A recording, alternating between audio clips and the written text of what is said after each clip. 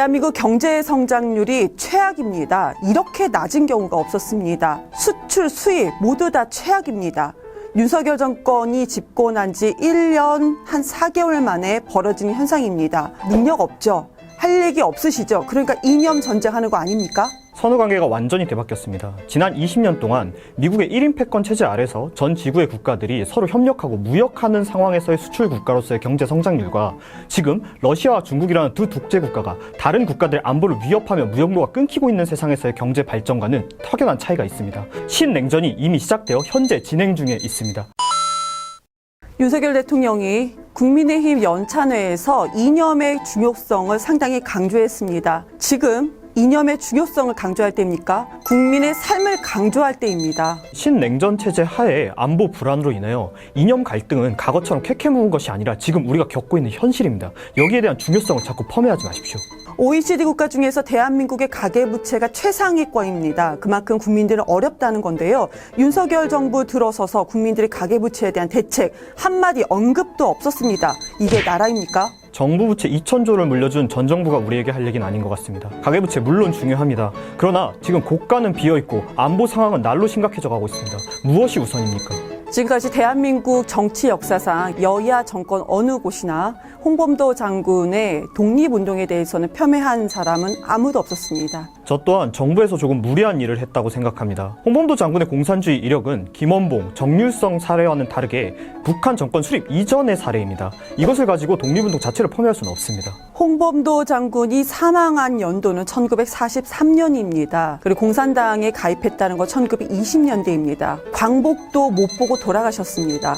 맞습니다. 이러한 사안은 당시 처했던 상황과 그 당시 국제 정세 그리고 그런 선택을 할 수밖에 없었던 여러 가지 사안을 충분히 고려한 후에 결정되어야 합니다. 윤석열 정부의 국방부가 홍범도 장군의 빨치산 가입 이력을 문제 삼고 있는데요. 1920년대에 빨치산은 파르티잔이라고 비정규직 군인을 얘기하는 겁니다. 개화기, 일제강점기로 이어지는 당시의 시대상은 이렇다 저렇다 함부로 말하기 어려울 만큼 매우 복잡한 사회였습니다. 이러한 상황에서 맥락을 따지는 것은 매우 중요합니다. 그러나 민주당은 어째서 항상 공산주의에 한해서만 맥락을 따집니까? 정확한 사실관계 맥락에 대해서 말씀드리겠습니다. 홍범도 장군이 몸담았던 파르티잔은 러시아 군대가 일본 패망을 위해서 함께 전쟁했던 부대입니다.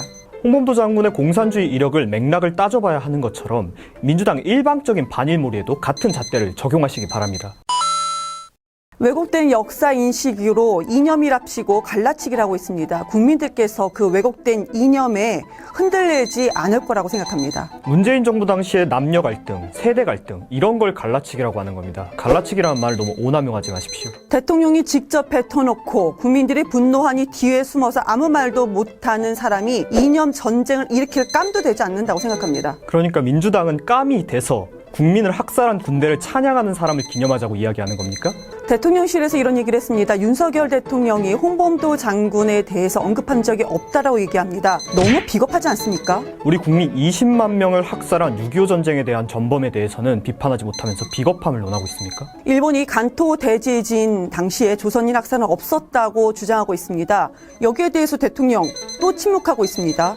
비판받아야 할 이유입니다. 그러나 그 수십 배, 수천 배가 넘는 사상자가 일어난 6.25 전쟁에 대해서는 비판 한마디 못한 사람들이 그렇게 이야기하는 거야말로 비겁합니다. 독도 문제 윤 정부 내에서 정리해야 된다고 또 일본은 얘기하고 있습니다. 또 침묵하고 있습니다. 이렇게 뒤에 숨어서 침묵하는 사람이 무슨 이념 전쟁입니까? 민주당은 그 비판을 대한민국 국토 절반을 불법 점유하고 있는 북한 정권에게도 똑같이 해주시기 바랍니다. 대통령은 그거 유튜브 방송 좀 끊으십시오. 시대의 맥락을 봐야 한다. 좌우 모두 머리에 새겨야 할 말입니다.